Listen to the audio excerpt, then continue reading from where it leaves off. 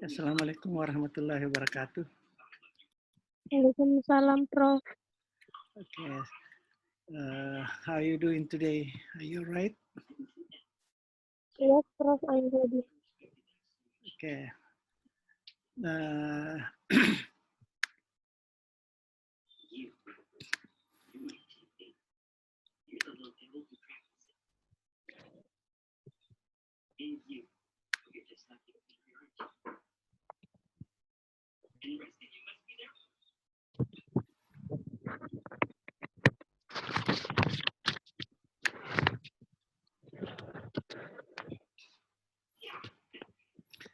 so now we are coming to the next section.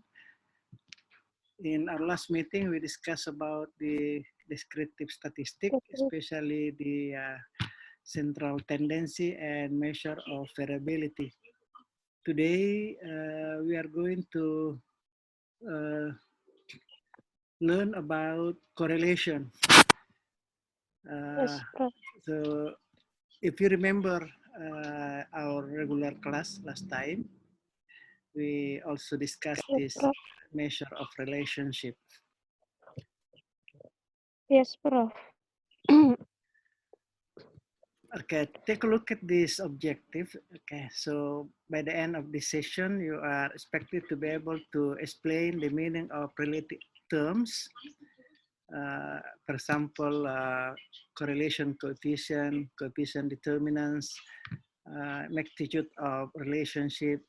So you will learn about that, and then you will be able to explain the degree of relationship and the direction of relationship. We will talk about that, and then the most important one is you are able to calculate the coefficient correlation between two or more variable.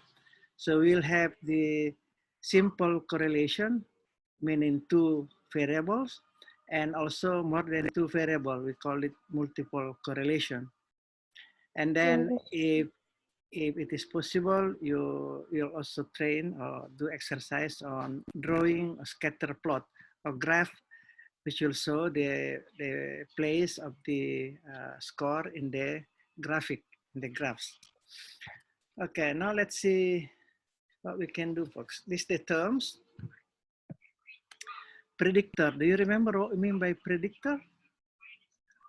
No, sir.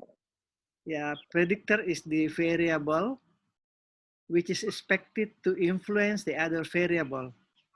In experimental research, we call it independent variable. So the variable that you may use to predict the other variable. It is alleged. It is alleged. Predictor is Yeah. variable, Prof. Ya, predictor adalah variabel yang diduga mempengaruhi variabel lain atau variabel yang bisa dipakai untuk memprediksi variabel lain. Misalnya, kalau saya mengatakan kemampuan kosakata bisa dipakai memprediksi kemampuan membaca. Jadi kalau kita tahu berapa skor vocabulary-nya, dengan skor yang ada itu kita bisa memprediksi bahwa kemampuan membacanya seperti itu. Nah, itu namanya prediktor. Kemudian kriterion adalah variabel yang diprediksi, yang diduga dipengaruhi ya. Kalau dalam penelitian eksperimen biasa disebut dengan dependent variable. Jadi prediktor itu adalah independent variable dan kriterion adalah dependent variable. Simbolnya itu X dan Y. Dalam penelitian, kalau variabel independen itu disimbolkan X dan variabel dependen disimbolkan Y. Terminologi lain, istilah lain yang perlu diketahui adalah correlation coefficient. Simbolnya adalah R, R kecil ya. Ini adalah kuat lemahnya hubungan satu variabel dengan variabel lain disebut dengan correlation coefficient. Indeks ini angkanya hanya antara -1 sampai +1, tidak bisa lebih dari 1. Jadi indeks dari correlation coefficient itu adalah -1 atau kurang dari 1 sampai ke 1. Jadi tidak, kalau kita menghitung koefisien korelasi itu dan lebih dari 1 berarti hitungan kita salah, harus diulangi karena tidak ada korelasi di atas dari 1. Iya, Prof. Kemudian koefisien determinan biasa disebut dengan sumbangan nyata, ya, biasa disebut dengan sumbangan nyata, yakni pangkat 2 dari R. Jadi pangkat 2 dari R ini adalah disebut koefisien determinan. Simbolnya itu adalah R, kapital R pangkat 2, kapital R pangkat 2. Kita bisa simbolkan dengan kapital R pangkat 2. Kita bisa ubah untuk mendeskripsikan berapa sumbangan prediktor terhadap kriterion. Jadi kalau sudah mendapatkan misalnya hubungan antara vocabulary dengan reading, hubungan antara vocabulary dengan reading, X-nya itu vocabulary, reading itu Y. Kalau sudah dapat R-nya, hubungannya misalnya 0,9. Misalnya koefisien korelasinya 0,9. Kalau kita pangkat 2 itu berarti 0,81. 0,9 kali 0,9 sampai 0,81. 0,81 itu adalah koefisien determinan. Jadi R pangkat 2. Kalau kita terjemahkan berarti 0,81, 81% kemampuan membaca itu adalah fungsi dari vocabulary. Itu maksudnya koefisien determinan. Oke? Yes. Jadi prediktor itu vocabulary, criterion itu reading. Nah, setelah kita dapatkan itu korelasinya 0,9, kita pangkat 2, 0,81. Kita terjemahkan itu sumbangan nyata. Sumbangan nyata vocabulary terhadap reading adalah 81%. Nah, itu masuk dari koefisien determinan. Oh, Oke, baik. Kita pindah ke korelasi. The definition of correlation is the relationship between two variables. Bisa juga lebih dari 2 variabel yang disebut dengan multiple correlation. Ya, ingin menunjukkan hubungan antara 2 variabel. Nah, correlation coefficient tadi adalah indeks yang menunjukkan kuatnya hubungan antara variabel itu. Jadi semakin besar angkanya, misalnya 0,7 berarti semakin kuat korelasi itu dibandingkan 0,3 misalnya. Kalau 0,3 berarti lebih lemah dibanding dengan 0,5. Oke. Kemudian tujuan yang lain daripada korelasi adalah untuk memprediksi, ya. Untuk memprediksi atau memperkirakan perubahan pada variabel dependen, kriterion tadi, kriterion yang disebabkan oleh variabel prediktor, ya. Itu disebut dengan R pangkat 2 tadi, ya. Kita bisa memprediksi semakin besar R itu, semakin besar R itu, semakin tepat prediksi kita. Jadi kalau kita mau memprediksi berapa kemampuan membaca seseorang, dilihat dari kemampuan kosakatanya. Kalau R-nya itu, correlation coefficient-nya itu tinggi, ya tadi 0,9 misalnya, maka akan semakin tepat prediksi kita. Ya, semakin lemah korelasi itu, semakin tidak tepat prediksi kita. Semakin lemah daya prediksi dari variabel prediktor tadi. Oke, saya kira ini manfaat dari korelasi, ya. Baik, kita lanjutkan. Dalam menganalisis hubungan antara 2 variabel, biasanya kita mulai dengan memplot data variabel X dengan data variabel Y dalam yang namanya scattergram, ya. Biasa disebut dengan grafik sebar, ya. Jadi nilai Y berapa, nilai X berapa. Dalam membuat grafik, ya di statistik deskriptif yang lalu, kita selalu mengatakan bahwa variabel X itu adalah pada garis horizontal, ya. Jadi kalau tadi vocabulary di sini, Itu variabel prediktor, itu Y selalu di vertikal ya. Jadi vertikal itu adalah variabel dependen, horizontal itu adalah variabel independen. Itu. Nah, kalau kita sudah membuat plot ini, maka akan tampak kira-kira seperti ini ya. Kalau kita katakanlah ini kemampuan reading dengan speaking ya. Apakah ada hubungan antara kemampuan reading dengan speaking? Jadi reading ini dianggap sebagai prediktor yang mempengaruhi speaking. Diharapkan semakin bagus readingnya, semakin bagus speakingnya. Jadi coba perhatikan di sini, seorang siswa yang kemampuan readingnya itu di bawah 2 ya, 1 misalnya ya, kemampuan speakingnya juga akan ada di sini, maka titiknya ada di sini. Jadi kemudian siswa yang kedua, jika kemampuan speaking readingnya di sini, kemampuan speakingnya ya di sekitar sini, jadi titiknya di sini. Ini cara membuat scattergram ya. Nah, yang readingnya itu kemampuannya tinggi, seperti di sini misalnya, pada angka 10, maka speakingnya juga berada di atas 18 ya. Berarti titiknya itu ada di sini. Jadi siswa yang kesekian, kemampuan readingnya sekian, kemampuan speakingnya sekian, maka dia bertemu di sini. Nah, dengan melihat scattergram ini, kita sudah bisa menduga bahwa korelasi itu agak kuat ya, karena kalau kita lihat tuh semakin tinggi nilai readingnya, semakin tinggi nilai speakingnya.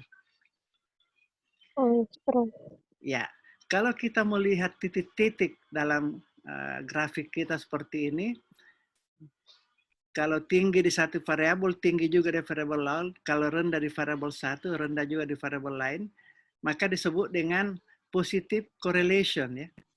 Jadi semakin tinggi pada satu variabel, semakin tinggi pula pada variabel lain. Berarti disebut dengan hubungannya itu positif ya. Positive correlation. Jadi tanda positif itu sangat penting dalam korelasi, tidak boleh dibuang ya, positive correlation. Sebaliknya kalau seperti ini, ya, seperti ini kalau dia tinggi pada satu variabel, tapi rendah pada variabel lain, jadi tinggi di variabel sini, tapi rendah di variabel ini, prediktornya rendah, kemudian kriterianya tinggi, berarti hubungannya itu negatif. Semakin tinggi pada satu variabel, semakin rendah pada variabel lain. Misalnya tingkat kecemasan. Kalau tinggi kecemasannya, maka kemampuan berbicaranya rendah. Jadi semakin tinggi tingkat kecemasannya, semakin rendah kemampuan berbicaranya. Berarti hubungannya negatif ya. Itu. Jangan lupa ini simbol negatif selalu dicantumkan karena itu menunjukkan arah korelasi itu. Arah korelasi. Jadi harus selalu ada simbolnya. Kalau hasil hitungan kita itu positif, ya tuliskan positif. Karena nanti simbolnya akan menunjukkan positif jika seperti ini. Oke? Nah, kalau dia seperti ini berarti simbolnya akan jadi negatif. Negatif 0,7 misalnya. Itu seperti ini kelihatannya. Terjemahannya itu semakin tinggi pada satu variabel, semakin rendah pada variabel lainnya. Semakin tinggi tingkat ketidakhadirannya dalam kuliah, semakin rendah nilai ujiannya. Itu berarti negatif. Tapi semakin tinggi nilai hadirnya, semakin tinggi pula nilai ujiannya. Berarti positif. Kalau tinggi pada satu variabel, tinggi pula pada variabel lainnya, berarti dia positif. Nah, ini jadi dua arah dari korelasi itu, negatif atau positif. Ini paham ini ya?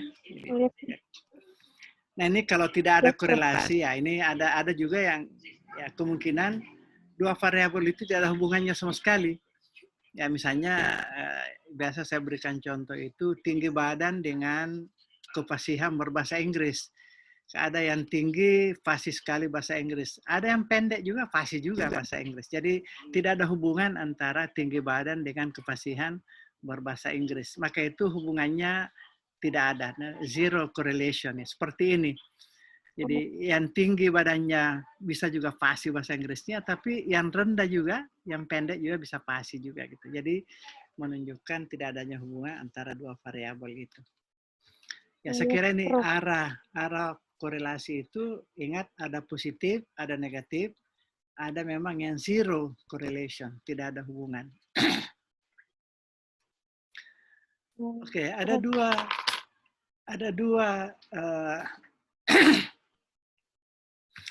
ada dua jenis korelasi yang akan kita hitung, yakni korelasi jika datanya itu interval dan rasio. Kalau data kita interval atau rasio, maka kita menggunakan Pearson product moment. Kalau data kita ordinal, ranking, maka kita menggunakan Spearman. Dua ini yang harus diingat ya. Misalnya begini, saya meminta 2 orang untuk menilai hasil tulisan anak-anak. Jadi tulisannya itu di ranking. Ada 10 tulisan, ranking 1 sampai ranking 10. Nah, kemudian penilai kedua juga memberikan ranking 1 sampai 10. Kemudian kedua nilai itu dikorelasikan, karena dia nilainya ranking, maka kita menggunakan Spearman product moment. Kalau nilainya itu interval, misalnya nilai vocabulary dengan nilai reading, maka kita menggunakan Pearson product moment. Jadi itu jenis nilai hasil pengukuran kita yang menentukan jenis statistik korelasi apa yang kita akan pakai. Jadi itu harus diketahui betul ya. Jangan sampai salah memilih korelasi yang akan dipakai. Ya, berikutnya kuat lemahnya hubungan. Jadi ini magnitude of the correlation, kuat lemahnya. Jadi kalau kita menghitung hasil hitungan kita itu hanya berkisar -1 sampai ke +1. Tidak ada di bawahnya -1, tidak ada juga di atasnya +1. Jadi -0,95, -0,75, oke, sampai kepada +0,99, nah boleh. +1 itu, 1 ini artinya perfect correlation ya, korelasi sempurna. Kalau korelasinya itu 1, negatif atau positif, berarti perfect correlation. Nah ini cara menghitung kita untuk menentukan apakah korelasi itu weak, moderate, or strong. Ini menurut buku yang kita pakai, bukunya Gay dan kawan-kawan. Kalau korelasinya itu plus minus 0,35, dari 0 sampai ke 0,35, ya, berarti itu weak. Jadi korelasinya itu lemah. Oke. Kalau antara 0,35 sampai 0,65, jadi kalau sudah 0,36, 0,65, berarti itu moderate, sedang-sedang. Korelasinya, tingkat kekuatan korelasinya disebut dengan sedang. Kalau di atas 0,65, korelasinya dikategorikan strong. Jadi ini cara untuk menerjemahkan hasil hitungan korelasi kita. Kalau kita menemukan 0,70, berarti korelasi kedua variabel itu kuat. Oke, jadi itu terjemahannya. Ini untuk magnitude of correlation. Kemudian yang berikutnya cara menghitung. Inilah cara menghitung dengan menggunakan rumus.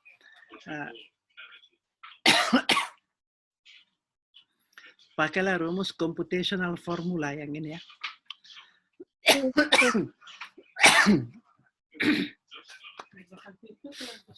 Computational formula ini kamu sudah tahu semua ini simbol-simbol ya. Jadi N ini adalah jumlah sampel, X ini adalah prediktor, Y ini adalah kriterion. Jadi kemudian ini sum of X square, kalau masih ingat ini kita jumlah dulu, kita pangkat 2 dulu X, baru kita jumlahkan. Kalau ini kita jumlah dulu X, baru dipangkat 2. Jadi sum of X square, artinya kita jumlah dulu skor X, baru dipangkat 2. Tapi kalau ini kita pangkat 2 dulu semua Y, sum of Y square, kita pangkat 2 dulu semua Y, baru dijumlah. Nah ini kita jumlah dulu Y, baru dipangkat 2. Saya kira itu cara menghitungnya. Ya, itu sudah di deskripsi statistik juga kita sudah menghitung variance dan standard deviation juga menggunakan simbol yang sama. Oke, ini contoh. Apakah ada hubungan antara biaya iklan dan volume penjualan? Jadi ini biaya iklan, dalam jutaan, tapi tidak disebut jutaannya. Kemudian volume penjualan kendaraan motor. Jadi biaya iklan di bulan pertama itu 3 juta, penjualannya 11, 7 juta penjualannya 1, kemudian 2 juta penjualannya 19, dan seterusnya ke bawah. Nah, ini biaya iklan ini adalah variabel independen atau prediktor. Diduga biaya iklan itu ada hubungannya dengan penjualan. Ya, mungkin ada dugaan semakin besar biaya iklan, semakin besar hasil penjualan. Ya, kemungkinan seperti itu dugaannya. Dan ini hasil dari pengamatan selama 11 bulan ya. Berapa bulan nih? Bulan pertama, kedua, ketiga, 4, 5, 6, 7, 8, 9, 10 bulan ya. Jadi bulan pertama 3 juta, penjualan 11. Bulan ke-10, 5 juta, penjualannya 8. Nah, disuruh hitung berapa correlation coefficient dari biaya iklan dan volume penjualan. Jadi itu pertanyaannya. Apakah ada hubungan yang signifikan antara biaya iklan dengan volume penjualan? Jadi ada dua hal yang bisa dicari, ada tiga hal ya. Yang pertama itu correlation coefficient untuk menentukan kuat lemahnya hubungan, R tadi ya, correlation coefficient. Kemudian kita pangkat 2 R itu untuk menemukan berapa sumbangan nyata dari biaya iklan terhadap volume penjualan atau coefficient determinant, yaitu istilah yang Anda harus tahu. Itu yang kedua. Kemudian yang ketiga, apakah indeks correlation coefficient itu signifikan atau tidak ya. Jadi itu berarti menguji hipotesis. Jadi ada 3 hal yang bisa dilakukan ketika menghitung R ini, person product moment. Nah, untuk bisa menghitung ini selalu kita menggunakan worksheet. Nah, ini worksheet yang kita perlukan adalah kita pangkat 2 dulu semua X, pangkat 2 dulu semua Y, kemudian jumlah X kali Y. Karena itu diperlukan dalam rumus ya. Ini ada jumlah X kali Y, jadi N, sampel 10, dikali jumlah X kali Y. Nah, ini ya. Jadi dalam lembar kerja kita memasukkan semua yang diperlukan dalam rumus. Sekarang kalau kita sudah mendapatkan ini, kita sudah menghitung, bisa menghitung ya. Kalau sudah dapat ini, jumlah X, sum of X 55, ini ada sum of X, pangkat 2. Kemudian sum of Y, 103, itu ini, bisa masuk di rumus ini. Nah sekarang, coba kau hitung, berapa kira-kira R ini dengan angka-angka ini, kan sudah ada semua. Sudah ada semua ini. Coba masukkan dulu di rumus. Oke. Coba ambil kalkulator. Baru hitung. Oke.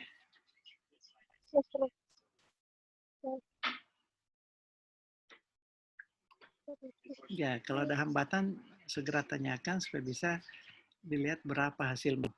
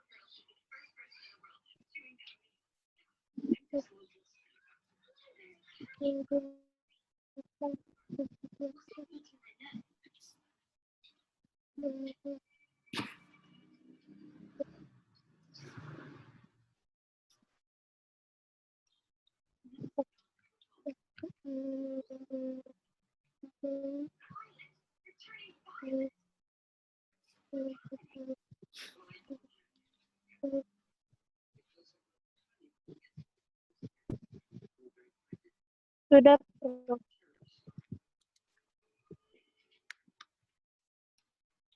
R-nya minus 0,36. 0,36 bukan 0,32 ya? Tidak apa-apa. Oke. Itu ya, ini RXY, ini correlation coefficient ya. Antara iklan dengan penjualan 0,32. Katakanlah 0,32 ya. Ini hasil. Ya, oke. Nah, setelah kita dapatkan 0,32, kita pangkat 2 itu untuk menemukan koefisien determinan. Kalau ingat tadi ya, sumbangan nyata. Jadi kalau kita pangkat 2 ini adalah 0,10. Berarti R pangkat 2-nya atau sumbangan nyatanya adalah 10% dari volume penjualan adalah fungsi dari iklan. Oke, itu terjemahannya. Paham ya? Jadi kalau kita masukkan dalam grafik seperti yang ini, sebelah kanan, berarti yang overlap itu hanya sekitar 10% ini. Bahwa biaya iklan itu 10% itu adalah menjadi sumbangan terhadap penjualan.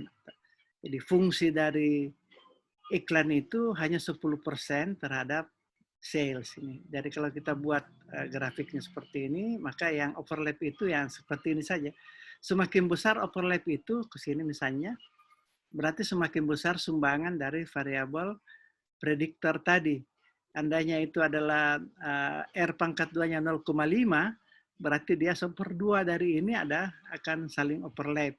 Berarti 50% biaya penjualannya, hasil penjualan itu adalah fungsi dari iklan. Tapi ini karena hanya 0,32, kalau kita pangkat 2 0,10 berarti hanya 10%. Penjualan ini adalah fungsi dari iklan. Paham ini ya? Oke. Ya, ini.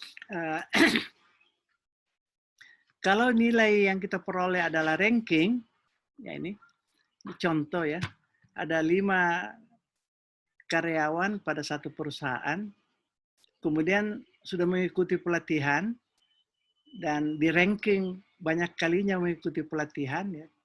Jadi maka ada ranking 1, ranking 2, ranking 3, 4, 5, dan 6. Ini rankingnya ikut pelatihan. Kemudian ranking penjualannya itu ini ranking 1, ranking 2 dan 3 sama jumlah penjualannya, jadi menjadi 2,5. 2,5 jadi 2 tambah 3, 5 dibagi 2, 2,5. Jadi ranking 2 dan 3 tidak ada karena itu sama hasil penjualannya. Itu cara meranking ya. Jadi ranking 1, 2,5, 2,5. Kemudian langsung ranking 4 karena tadi 2 dan 3 sudah dijumlah, baru ranking 5, ranking 6. Kemudian dicari korelasinya antara training dengan sales. Ya. Nah, rumusnya itu adalah, ini rumusnya di bawah, sama dengan 1 dikurang 6 dikurang sum of D square divided by N multiply by N square minus 1. D ini difference selisih antara ranking pada X dan ranking pada Y. Jadi misalnya ini 6 dikurang 2,5 sama dengan 3,5. Kemudian dipangkat 2, ya 12,25. Oke, jadi di square ya. Jadi dicari dulu difference-nya baru dipangkat 2. Kalau ini ranking 1, 0, berarti 0, dan seterusnya. Maka didapatkanlah sum of the square equals 23.5. Nah, kalau kita masukkan di rumus, N-nya itu 6. 6 ini bukan N ya, ini 6 ini sudah tetap di situ ya. Jadi N-nya ini 6. Jadi kalau N-nya itu 10, maka ini tetap 6 ya, tapi N-nya adalah 10. Ini kebetulan N kita juga 6.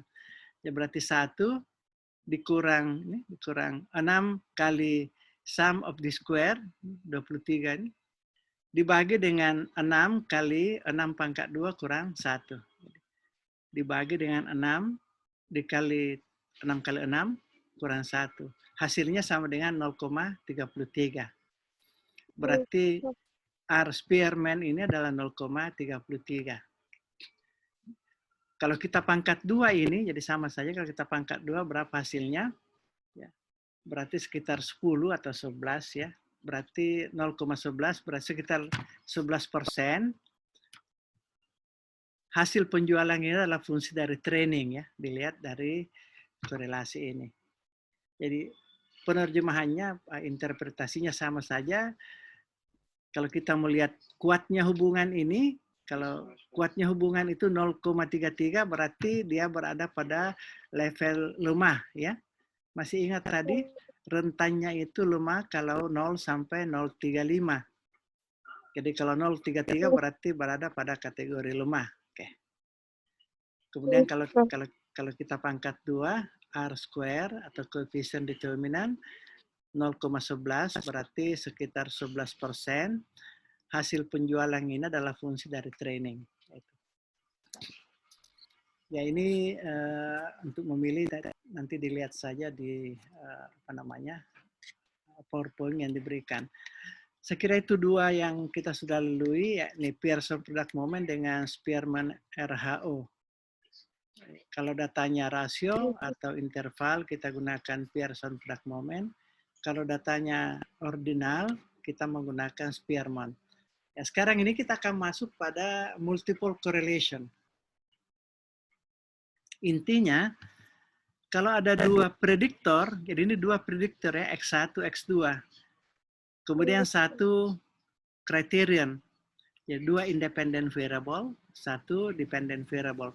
Diduga bahwa grammar dan vocabulary berpengaruh terhadap reading, ya, berkorelasi terhadap reading. Jadi grammar dengan vocabulary dianggap sebagai prediktor X1 dengan X2. Kemudian reading sebagai prediktor. Nah, yang ingin dilihat adalah seberapa kuat hubungan antara grammar dan vocabulary secara bersama-sama terhadap reading. Oke?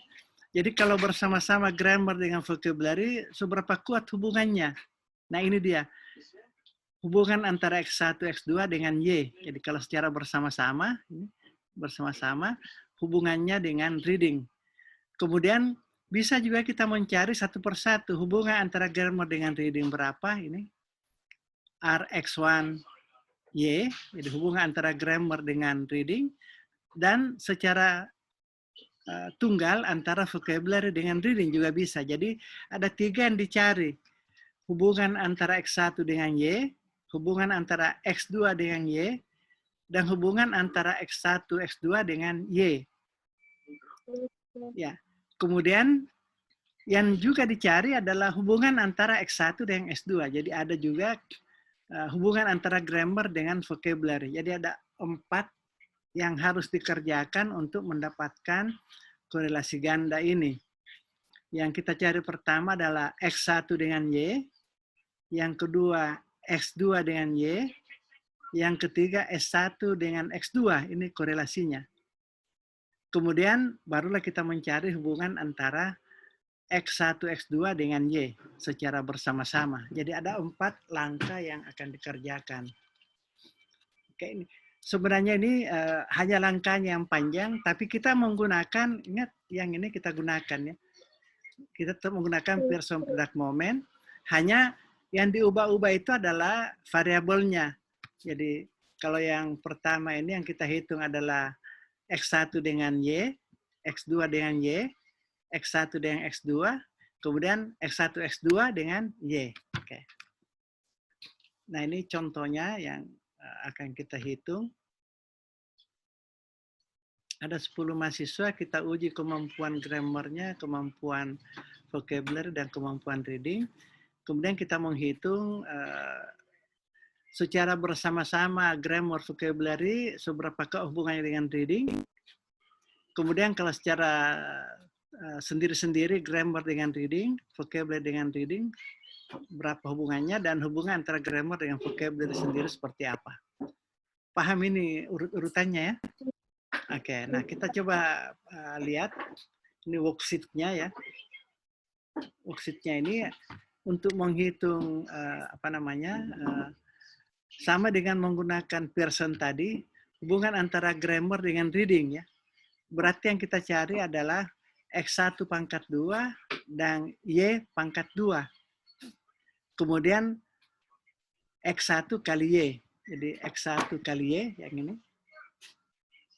Kemudian X1 pangkat 2 yang ini, X1 pangkat 2.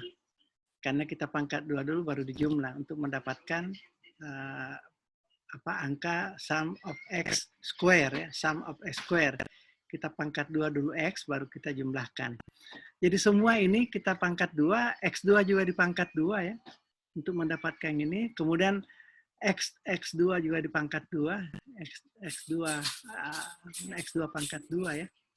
Y-nya sudah ada tadi, Y pangkat 2. Mana Y? Ya ini, Y pangkat 2 ya. Kan satu kali saja kita gunakan ini. Kemudian X1 kali X2. Karena nanti sebentar kita juga akan menghitung hubungan antara X1 dengan X2. Oke. Nah, baru kita mulai menghitung satu-satu. Antara grammar dengan reading, kita hitung dengan rumus yang tadi. Baru kita cari vocabulary dengan reading. Kemudian grammar dengan reading, barulah grammar, vocabulary dengan reading. Jadi 4 langkah itu. Kita mulai dengan yang pertama ya. Ini langkah-langkahnya untuk mendapatkan ini rumus untuk multiple correlation yang terakhir. Jadi yang terakhir itu adalah hubungan antara X1 dan X2 bersama-sama dengan Y. Nah, ini rumusnya.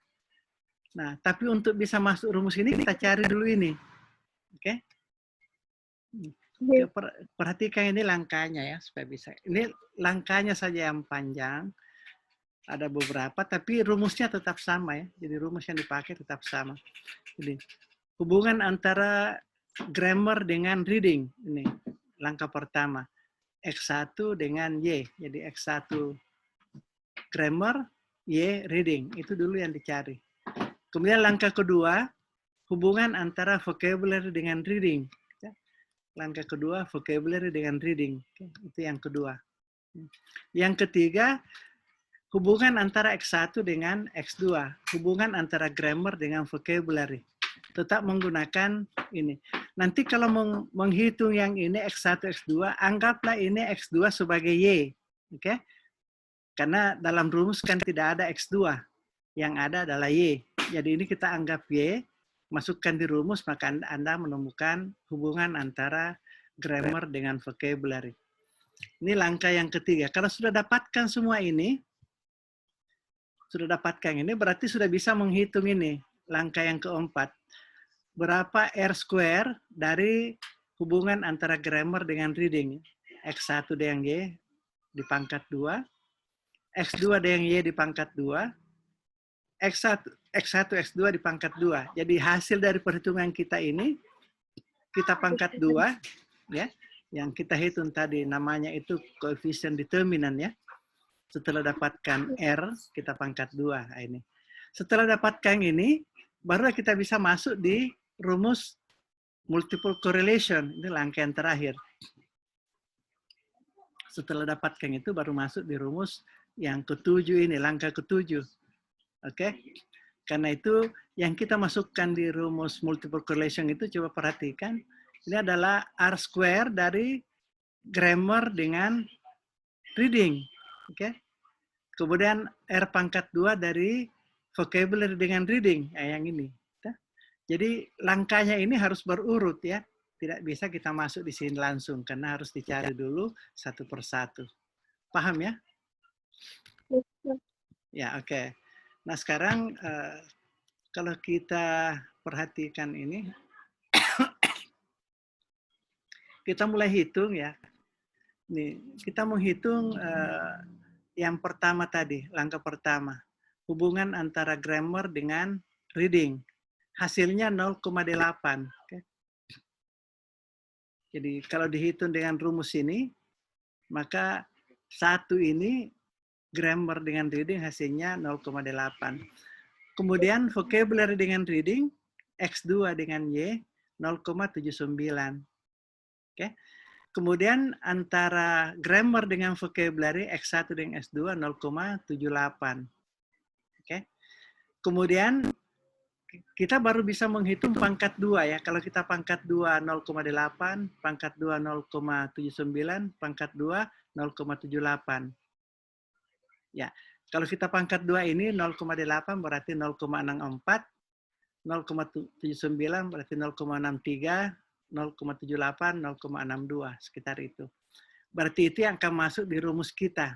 Ya, rumus ini ya. Oke. Kemudian kalau kita sudah masukkan di rumus yang ini, berapa hasilnya, maka itu yang dipangkat 2. Kita pangkat 2 ya. Coba kita masukkan ini di rumus ya.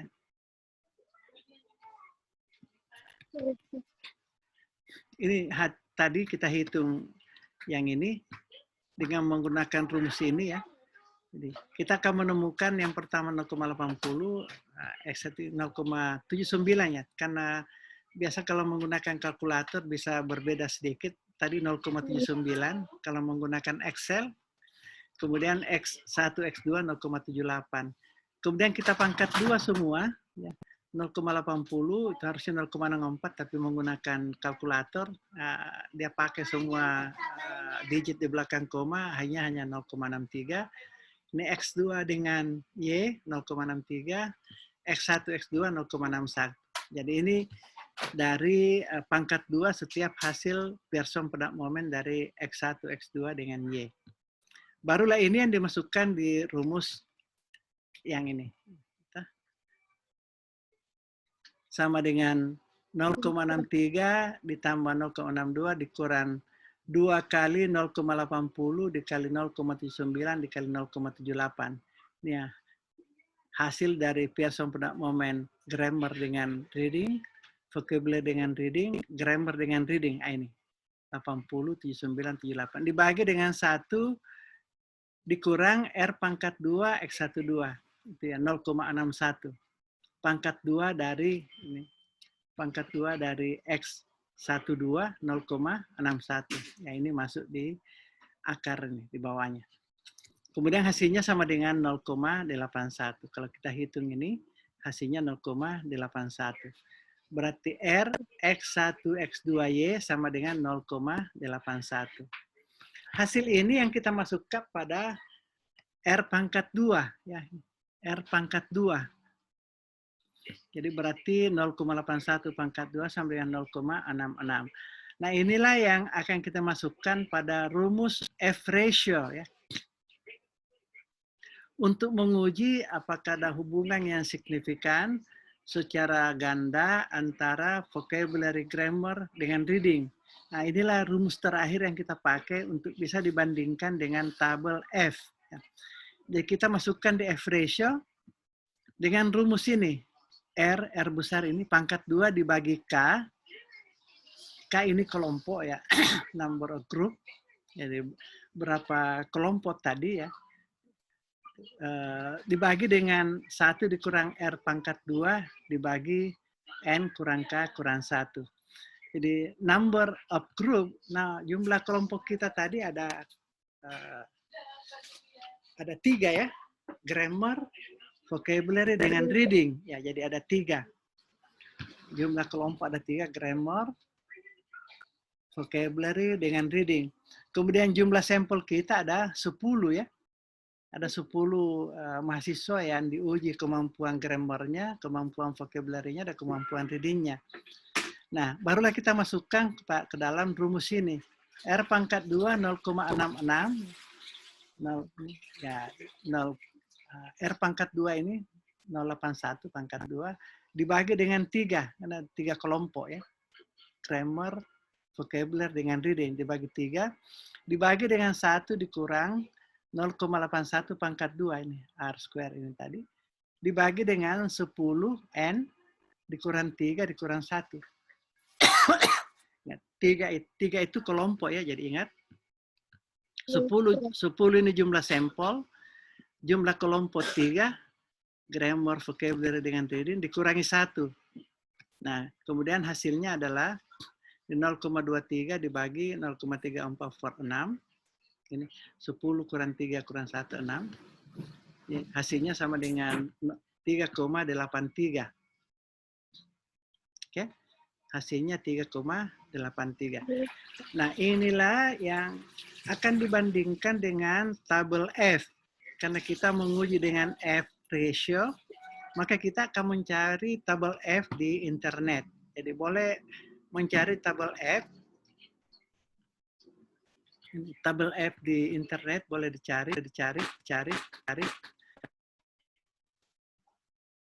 F distribution ya, namanya F distribution. Di tabel F itu ada 2 degree of freedom, ada yang ke kanan ya. Yang ke kanan ini adalah kelompok, berapa jumlah kelompok. Ini ada 3, jadi N kurang 1. Jadi kalau N kurang 1, 3, K-nya ada 3 tadi, dikurang 1 sama dengan 2. Oke? Kemudian jumlah N yang ke bawah ini adalah jumlah sampel 10 dikurang 1. Jadi N kurang 1 sama dengan 9. Jadi berarti 9 di degree of freedom within dan 2 degree of freedom between kelompok ya. Ada 3 kelompok, degree of freedom-nya ada 2. Jadi jumlah kelompok kurang 1. Kemudian untuk alfa 0,05 maka kita akan menemukan angkanya adalah 4,26. Jadi 4,26 untuk tabel distribusi F dengan degree of freedom 2, 9. Jadi 2 ini kelompok, 9 ini N. Paham ini ya? Jadi ini yang akan kita bandingkan dengan nilai yang kita hitung tadi. Kita hitung itu 3,83. Nah, baru kita masuk pada hypothesis testing. Caranya adalah kita akan membandingkan antara nilai hitung dengan nilai tabel.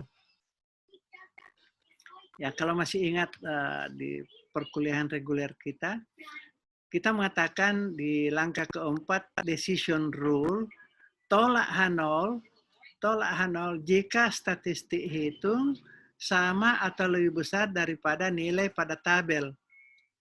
Jadi kalau uji F berarti tabel F, kalau uji T berarti tabel T, kalau uji R korelasi berarti korelasi yang sederhana 1-1 ya, hanya 2 variabel saja berarti tabel R. Sekarang karena korelasi ganda kita menggunakan tabel F. Tolak H0 jika nilai F hitung sama atau lebih besar daripada tabel.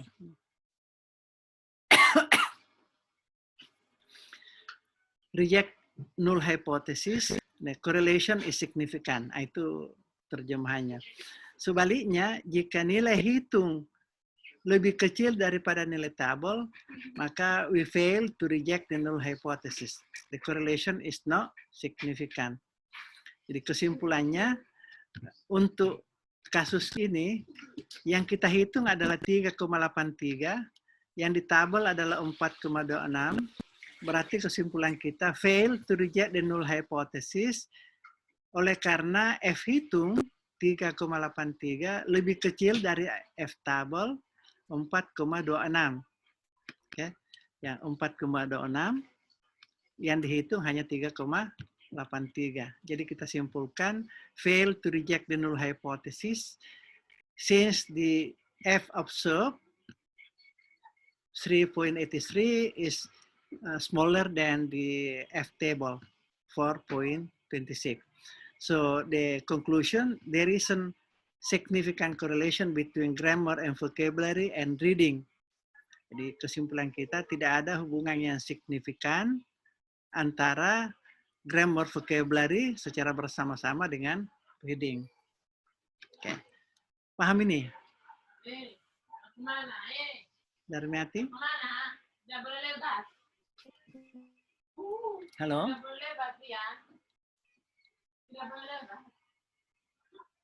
Halo Darmiati? Can you hear me?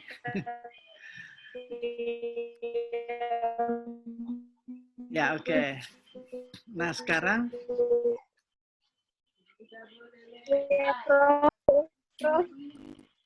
ya, oke, ini yang terakhir. Jadi setelah kita menguji hipotesis tadi dan kita menyimpulkan tidak ada korelasi karena yang dihitung 3,83 lebih kecil daripada yang di tabel 4,26, kita simpulkan tidak ada korelasi yang signifikan antara grammar dan vocabulary secara bersama-sama dengan reading. Jadi kalau kita gambarkan kira-kira seperti ini. Jadi kita kembali ke konsep awalnya, hubungan antara grammar dengan reading 0,79, hubungan antara vocabulary dengan reading 0,79, dan hubungan antara grammar dengan vocabulary 0,78. Ini yang kita hitung tadi ya, jadi itu masukkan kembali. Kemudian secara bersama-sama grammar dengan vocabulary 0,81. Hubungan antara X1, X2 dengan Y 0,81. Jadi bisa digambarkan seperti ini untuk memperlihatkan hasil dari multiple correlation kita. Jadi ini ringkasan dari hasil multiple correlation itu. Jadi secara bersama-sama grammar and vocabulary tidak berkorelasi signifikan, yaitu 0,81 ya. Correlation coefficient 0,6 artinya 66% kemampuan reading adalah fungsi grammar dan vocabulary secara bersama-sama. Oke. Secara bersama-sama R pangkat 2 0,66 berarti 66% kemampuan reading adalah fungsi grammar dan vocabulary secara bersama-sama. Atau dengan kata lain, grammar dan vocabulary memberikan sumbangan nyata 66% terhadap kemampuan reading. Nah, secara sendiri-sendiri boleh juga diterjemahkan berkorelasi kuat antara grammar dengan reading, yaitu 0,80. Kalau kita pangkat 2, 0,63 berarti 63% kemampuan reading adalah fungsi grammar sendiri ya, tidak digabung dengan vocabulary. Begitu juga dengan yang terakhir, vocabulary berkorelasi dengan reading, yakni 0,79 kuat, dan 62% kemampuan reading adalah fungsi vocabulary secara sendiri-sendiri. Ya. Oke, sudah ini saya kira yang terakhir dari korelasi itu, korelasi ganda. Oke, nah sekarang coba dicatat ini untuk pekerjaan kamu ya. Bisa bisa difoto kalau bisa. Nanti sahabat saya terlambat kirimkan ini. Darmiati, halo. Ini tugas. Halo. Ini tugas untuk dikerjakan multiple correlation antara writing self-efficacy, reading habit, dan writing performance. Jadi X1 writing self-efficacy, kemudian X2 reading habit, dan writing performance adalah Y. Coba dihitung sama dengan tadi. Nah, ini pertanyaannya. Hitunglah ini korelasi antara writing self-efficacy jadi sendiri, reading sendiri dengan writing performance, kemudian secara bersama-sama self-efficacy dengan reading habit dengan writing performance, kemudian hitung sumbangan nyata dari masing-masing variabel terhadap writing performance. Ini tugasnya ya. Punya waktu 3 hari untuk mengerjakan ini, kemudian tolong dipoto ini supaya siapa tahu saya tidak bisa mengirimkan di dalam Google Classroom. Jadi ini datanya bisa difoto. kemudian ini pertanyaannya, kemudian menggunakan proses yang sama dengan ini ya. Nanti saya usahakan kirimkan ini PowerPoint-nya untuk bisa dipakai untuk mengerjakan tugas itu. Ada Sudah pertanyaan? ada, Prof. Ya, sudah ada ya? Sudah? Sudah ada, Prof. Iya. Iya, rasanya saya sudah kirim ya. Ya nanti dikerjakan itu, nanti setelah dikerjakan bisa di foto, di scan, di cam Yes, scan Prof. bisa, kemudian di upload di Google Classroom atau di WA. Bisa di WA saja, yang mana saja. Nanti saya lihat hasilnya. Oh Oke? ya, Prof. Oh ya, Prof. Ya, oke. Saya kira kalau tidak ada pertanyaan, kita akan selesaikan dulu untuk pertemuan hari ini. Nanti saya akan hubungi lagi untuk pertemuan berikutnya. Mungkin Oh ya, dalam Prof. waktu dekat. Mudah-mudahan sehat-sehat terus. Dalam kondisi kurang sehat Baik, saja. Prof. Ya, oke. Baik, saya kira ya tolong dikerjakan ini secepatnya, jangan buang-buang waktu. Kau ambil mata kuliah lainnya untuk Tidak ada, semester Prof. antara? Tidak ada ya. Jadi tolong usahakan ini cepat supaya bisa kita selesaikan. Mungkin dalam 10 hari ke depan kita bisa selesaikan semua. Oke? Oh iya. Ya, oke. Prof. Supaya kamu juga jangan terbebani, saya juga tidak terbebani. Iya, Prof. Oke, ya jaga kesehatan, kerjakan ini santai, enjoy your work, oke? Yes, Kalau ada Prof. masalah jangan segan-segan untuk bertanya melalui WA kalau ada hambatan, supaya jangan Iya, ada Prof. terhambat pekerjaanmu. Saya kira itu. Terima kasih atas perhatiannya. Assalamualaikum warahmatullahi wabarakatuh. Waalaikumsalam warahmatullahi wabarakatuh.